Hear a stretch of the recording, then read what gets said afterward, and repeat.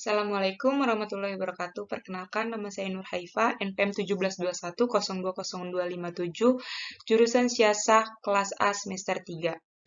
Di sini saya ingin mempresentasikan materi tentang hukum perdata yang berjudul tentang perkawinan dalam hukum Islam. Berikut ini merupakan pengertian dari perkawinan, yaitu nikah merupakan perjanjian hukum atau akad untuk memperbolehkan seseorang laki-laki memanfaatkan seseorang wanita untuk menikmati kenikmatan yang awal mulanya merupakan perbuatan yang diharamkan, menjadi dihalalkan dengan telah mengutarakan akad yang benar. Menurut Muhammad Abu Isroh, nikah adalah akad yang membenarkan faedah hukum kebolehan untuk mengadakan hubungan suami istri antara seorang pria dan seorang wanita, serta mengadakan tolong-menolong dan memberikan hak-hak dan kewajiban antara mereka. Kompilasi hukum Islam. Perkawinan menurut hukum Islam adalah pernikahan, yaitu akad yang sangat kuat atau mitsakan khalizan, untuk menaati perintah Allah dan melaksanakannya ibadah.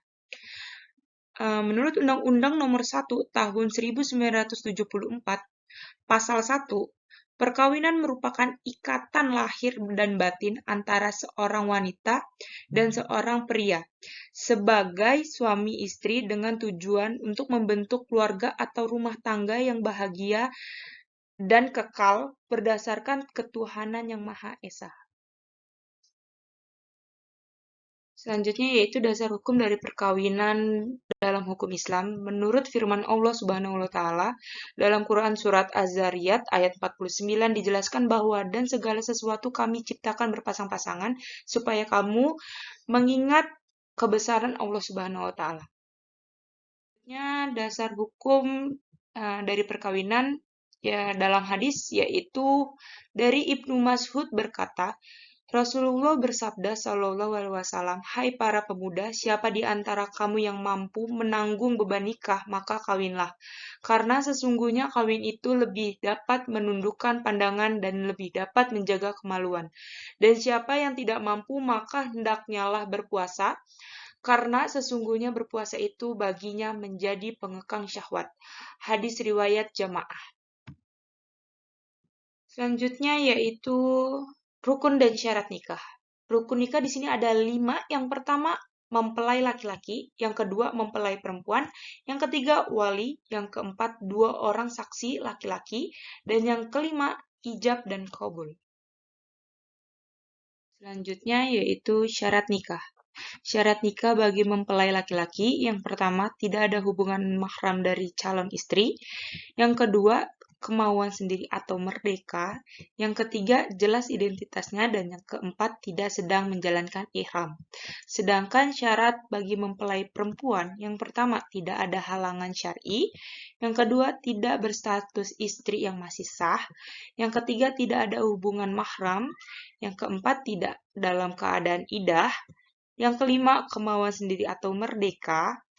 Yang keenam, jelas identitasnya. Yang ketujuh, tidak sedang menjalankan ihram. Selanjutnya, syarat bagi wali. Yang pertama, laki-laki. Yang kedua, balik. Yang ketiga, sehat akal. Yang keempat, tidak dipaksa. Yang kelima, adil. Dan yang keenam, tidak sedang ibadah ihram. Dan bagi syarat-syarat saksi, yang pertama harus laki-laki, yang kedua balik, yang ketiga sehat akalnya, yang keempat adil, yang kelima mendengar dan melihat, yang keenam tidak dipaksa, yang ketujuh tidak sedang ibadah ihram, dan yang ke-8 faham bahasa yang digunakan untuk ijab dan qabul. Selanjutnya syarat ijab dan qabul. Yang pertama, ijab dilakukan oleh wali atau yang mewakilinya, sedangkan qabul dilakukan oleh mempelai laki-laki atau yang mewakilinya. Syarat ketat. Keduanya harus mumayyiz. Yang kedua, dilangsungkan dalam satu majelis. Kemudian antara ijab dan qabul tidak boleh diselingi dengan perbuatan atau kalimat yang dapat memisahkan antara ijab dan qabul. Yang ketiga, keduanya tidak boleh kontradiksi. Yang keempat, ijab dan qabul dilakukan melalui lisan, serta didengar oleh masing-masing wali, saksi maupun kedua mempelai. Selanjutnya yaitu perkawinan dalam hukum KUH Perdata. Hukum perkawinan yang diatur dalam KUH Perdata berasaskan monogami dan berlaku mutlak. Artinya, setiap suami hanya diperbolehkan mempunyai seorang istri saja. Begitu pula sebaliknya, hal ini sesuai dengan ketentuan pasal 27 KUH Perdata. KUH Perdata memandang perkawinan hanya dalam hubungan keperdataan. Pada pasal 126 KUH Perdata, hal ini berarti bahwa perkawinan itu sah apabila telah dipenuhinya ketentuan hukum atau syarat hukum dari KUH Perdata. KUH Perdata tidak memandang faktor keagamaan sebagai syarat sahnya perkawinan. Hal ini ditegaskan dalam pasal 181 KUH Perdata, di mana upacara keagamaan tidak boleh dilangsungkan sebelum perkawinan diadakan di hadapan pegawai catatan sipil. Di dalam KUH Perdata, perolehan keturunan bukan merupakan tujuan perkawinan. Selanjutnya yaitu terdapat larangan perkawinan. Di antaranya yang pertama, mereka yang bertalian keluarga dalam garis keturunan lurus ke atas dan ke bawah atau dalam garis keturunan menyamping, yaitu antara saudara laki-laki dan saudara perempuan. Pasal 30 KUH Perdata.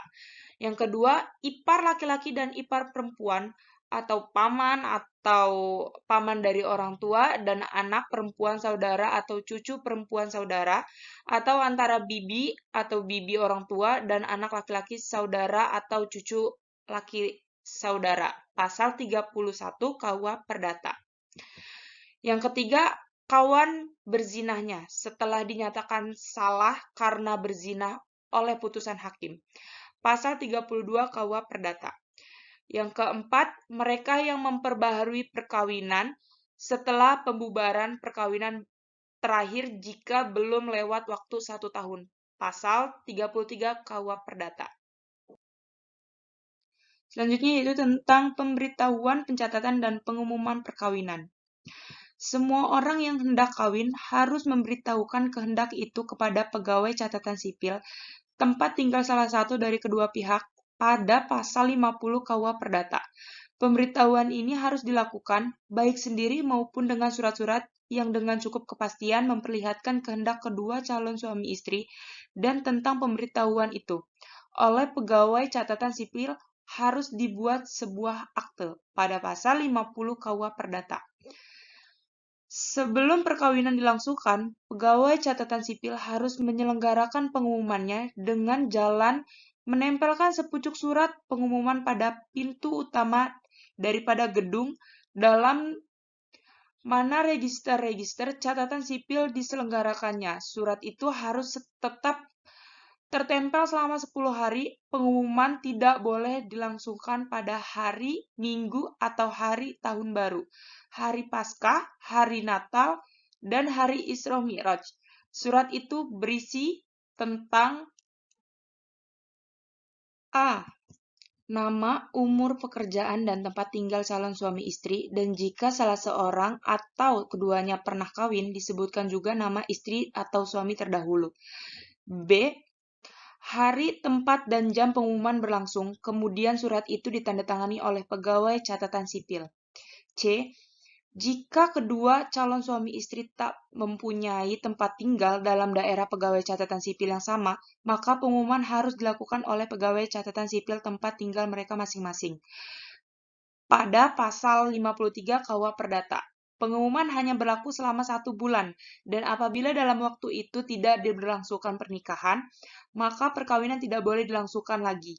Dan untuk itu, pengumuman harus diulang sekali lagi pada pasal 57 KUH Perdata.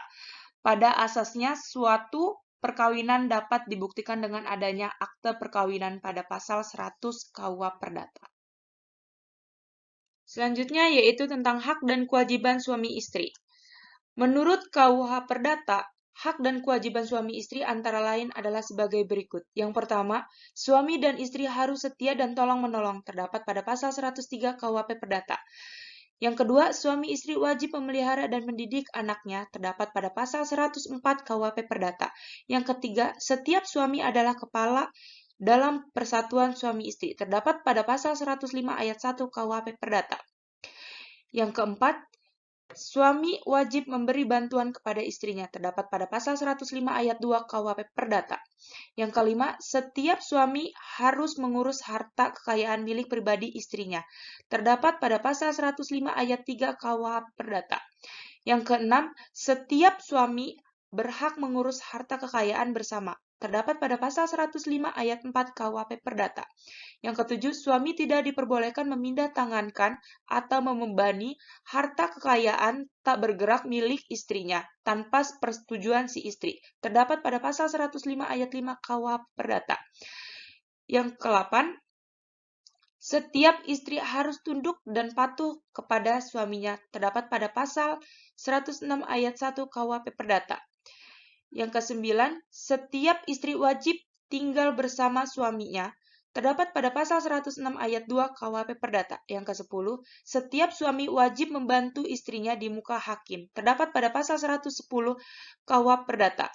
Yang ke-11, setiap istri berhak membuat suara wasiat tanpa izin suaminya, terdapat pada pasal 118 KUHP Perdata. Bantuan si suami kepada istrinya tidak diperlukan apabila istri dituntut di muka hakim, karena sesuatu perkara pidana dan atau si istri melakukan tuntutan terhadap suaminya untuk mendapatkan perceraian, pemisahan meja dan tempat tidur, atau pemisahan harta kekayaan, terdapat pada pasal 111 KUHP Perdata. Sekian presentasi pada materi ini tentang perkawinan dan hukum Islam. Saya ucapkan terima kasih, dan apabila ada kekurangan saya mohon maaf. Wabillahi taufiq wal hidayah. Wassalamualaikum warahmatullahi wabarakatuh.